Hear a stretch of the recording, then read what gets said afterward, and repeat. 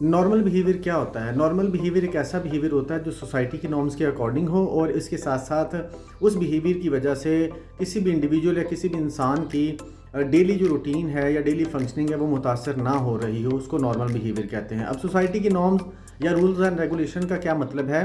कि सोसाइटी के अंदर हर चीज़ के रूल्स एंड रेगुलेशन बने हुए कि कौन सी चीज़ सही है, कौन सी गलत है, या फिर सोसाइटी के अंदर जिन बिहेवियर्स को आम तौर पर सही समझा जाता है, अगर कोई रवैया या कोई बिहेवियर उसके अकॉर्डिंग है तो वो नॉर्मल है, अगर उसके अकॉर्डिंग नहीं है तो वो नॉर्मल नहीं है। इसके साथ साथ उस बिहेवियर की वजह से, उस रवैये की वजह से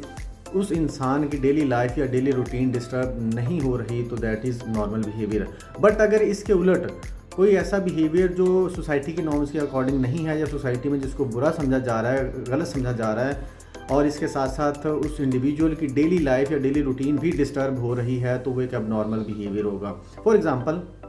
अगर कोई शख्स खाना खाने से पहले हाथ धोता है तो ये एक नॉर्मल बिहेवियर है, अपने आप को साफ़ रखने के लिए हाथ धोता है तो ये भी एक नॉर्मल बिहेवियर है। बट अगर एक शख्स 10-10, 15-15 मिनट हाथ धोता है,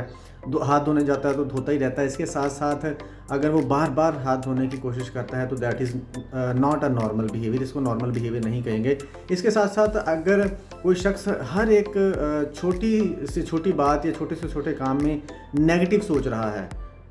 अगरचे चांसेस नहीं भी हैं वहाँ पर कुछ नेगेटिव होने का या बुरा होने का, इसके बावजूद वो सोच रहा है तो that is abnormal behaviour. But अगर कोई नेगेटिव सिर्फ उसी वक्त सोचता है जब वो चाहता है कि यार मेरा लॉस ना हो जाए, मेरा नुकसान ना हो जाए, तो दैट इज़ नॉर्मल बिहेवियर। उतनी सी नेगेटिव थिंकिंग नॉर्मल होती है, वो एबनॉर्मल नहीं होती।